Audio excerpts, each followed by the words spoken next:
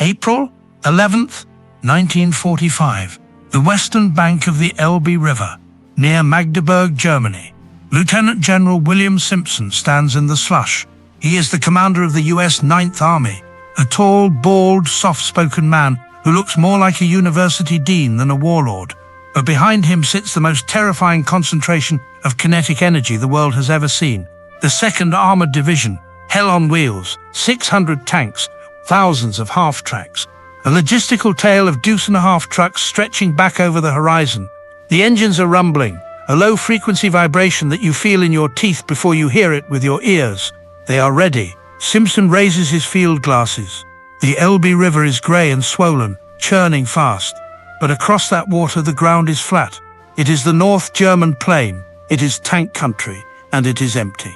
Through the lenses, Simpson can see the Autobahn, the concrete ribbon that leads directly to the heart of the Third Reich.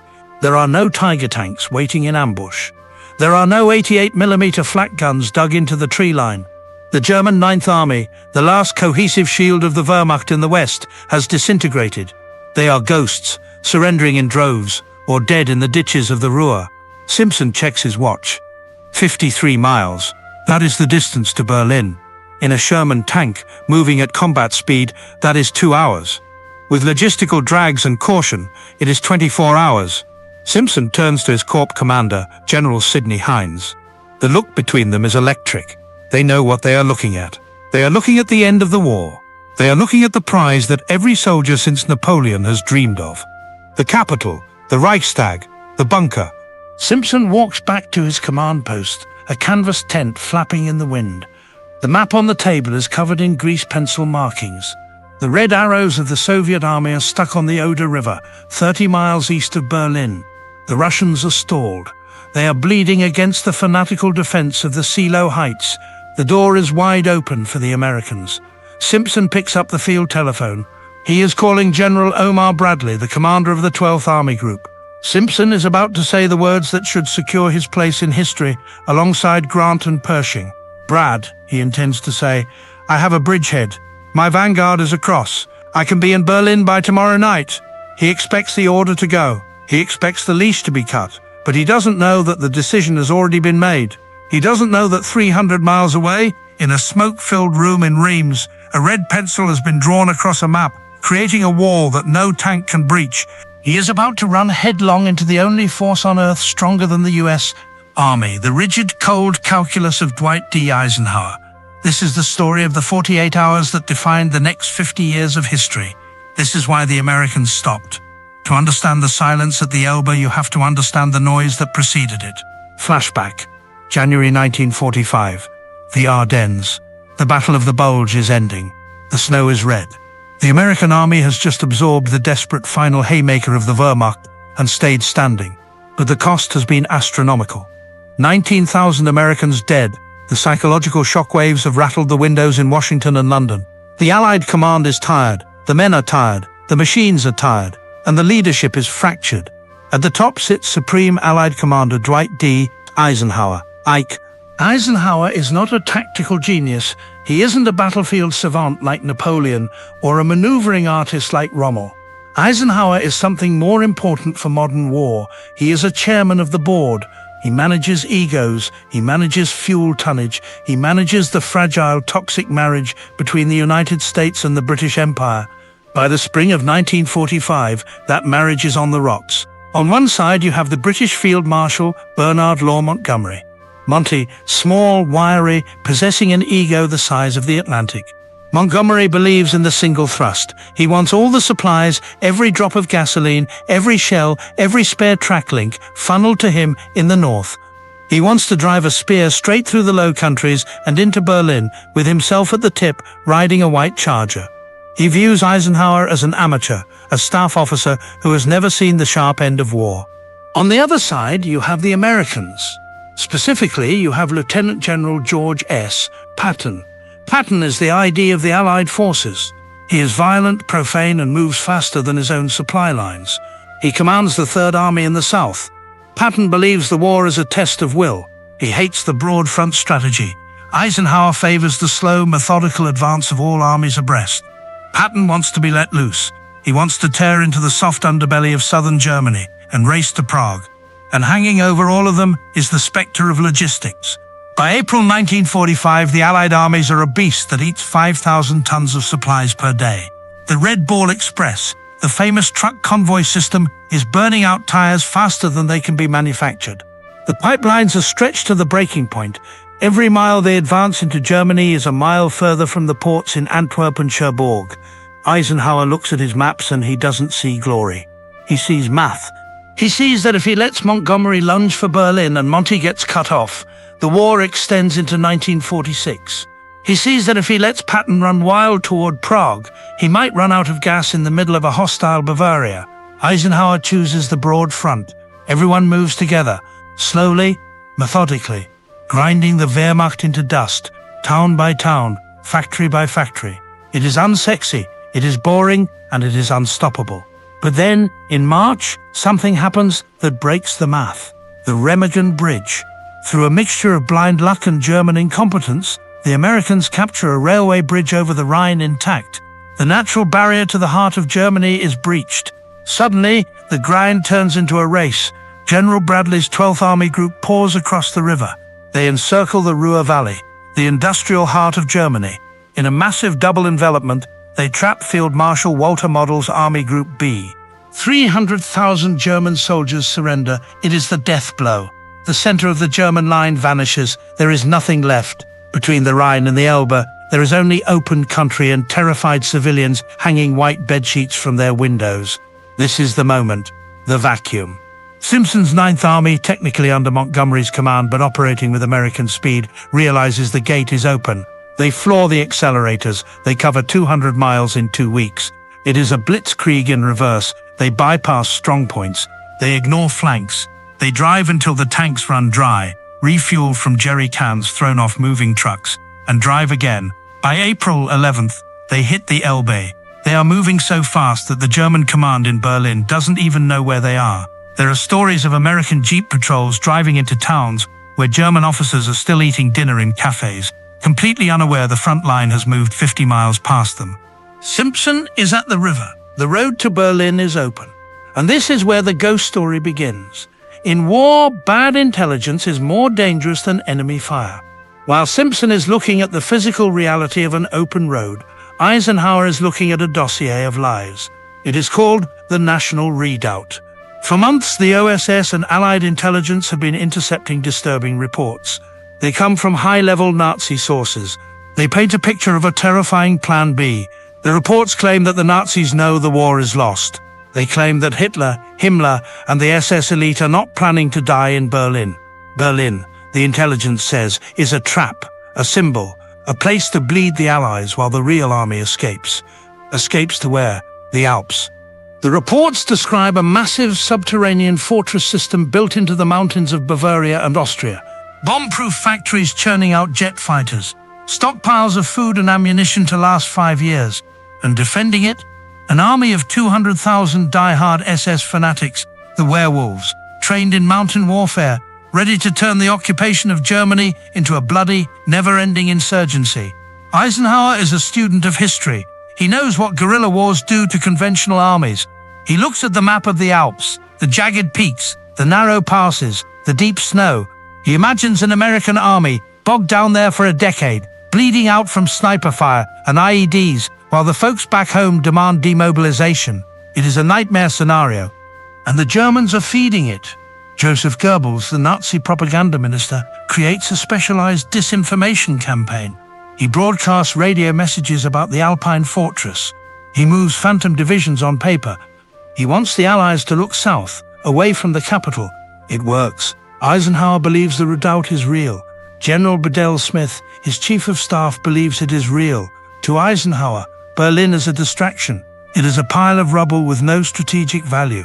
If he takes Berlin, he captures a flag. If he ignores the redoubt, he might lose the peace. And then there is the other factor, the one nobody wants to talk about on the radio. The Russians. February 1945. The Yalta Conference. Roosevelt, Churchill, and Stalin sit in a palace in the Crimea and carve up the world. They draw lines on a map. These lines determine the zones of occupation for post-war Germany. The line they draw places Berlin 100 miles deep inside the Soviet zone. The agreement is clear. The Western Allies will occupy the West, the Soviets will occupy the East. Eisenhower looks at this agreement. He is a pragmatist. He asks the question, why should I spend American lives to take territory that I just have to hand over to Stalin in 2 weeks? General Bradley runs the numbers. He estimates that taking Berlin, fighting street to street against the cornered SS, will cost 100,000 American casualties, 100,000 men, dead or wounded, for a city that isn't theirs. Eisenhower makes his calculation. He decides that American blood is too expensive to spend on prestige. He sends a cable to Moscow. He doesn't check with Churchill first. He doesn't check with Roosevelt. He messages Stalin directly. He tells Stalin, my forces will stop at the Elbe. I will turn my army south to crush the national redoubt. Stalin reads the cable in the Kremlin. He must have smiled. He lies to Eisenhower. He replies, I agree. Berlin has lost its strategic importance. The Soviet High Command plans only secondary operations in that sector. It is a lie. Zhukov is already massing 2.5 million men, 40,000 artillery pieces and 6,000 tanks on the Oder. Stalin is obsessed with Berlin. He wants the German nuclear research. He wants the archives. He wants the vengeance. But Eisenhower takes him at his word. Back on the Elbe, the reality is colliding with the orders. April 12th. Simpson's engineers have thrown a pontoon bridge across the river. The bridgehead is secure. The 2nd Armored is pushing units across. Simpson gets on the radio to Bradley. We are across, Simpson says. I can turn the boys loose. Bradley is conflicted. He is a soldier. He wants the win. But he has his orders from Ike. Wait, Bradley says, I have to talk to Ike. Bradley calls Eisenhower. The conversation is legendary. Bradley, Ike, Simpson is across. He thinks he can take Berlin in 48 hours. Eisenhower's voice is cold steel. Brad, I want you to stop right where you are. Berlin is not the objective. The redoubt is the objective, and I need the flanks cleared. Bradley tries to push back, but weakly. He knows the casualty estimates. Ike, if we stop, the Russians take it. Let them have it, Eisenhower says. They can have the glory, and they can have the casualties. The order goes down the wire. Halt. Simpson receives the order in his command tent. He reads it. He reads it again. He is ordered to stop the most powerful army in history. He is ordered to sit on his hands while the greatest prize of the war sits 50 miles away, undefended. His staff is furious. Brigadier General Sidney Hines, Combat Command, throws his helmet on the ground. We could walk there, he screams. South of them, General Patton hears the news. He is apoplectic. Patton drives to Bradley's headquarters. He strides in, dust on his goggles, his ivory-handled revolvers slapping his thigh. Brad, Patton growls, we have the Krauts on the run. Let me cut loose. I'll go to the Elbe. Then I'll go to the Oder, and if the Russians don't like it, I'll drive straight to Moscow, and we can finish this whole thing right now. Patton sees the future. He sees the Iron Curtain. He knows that the moment the shooting stops, the Soviets become the enemy. He wants to leverage the momentum of the US Army to dictate terms to Stalin. But Eisenhower isn't fighting World War III. He is trying to finish World War II. He refuses to budge. The order stands. April 16, 1945. The silence on the Elbe is broken, but not by American engines. At 3 o'clock hours, the eastern horizon lights up.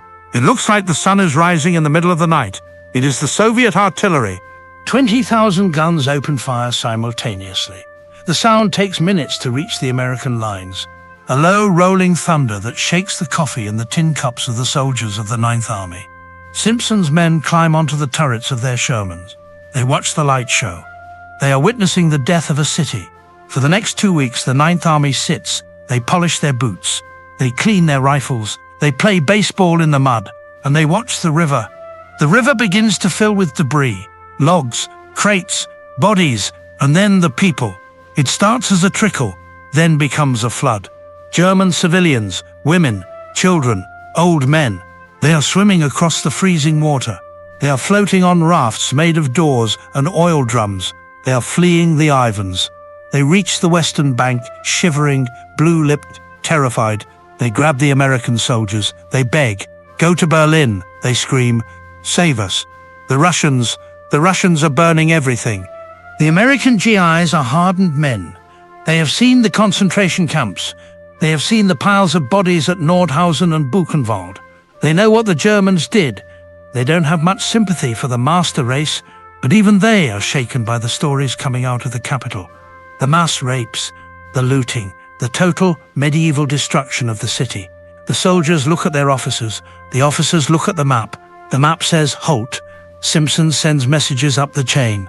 The refugees are overwhelming us. The situation is humanitarian chaos. The reply is the same.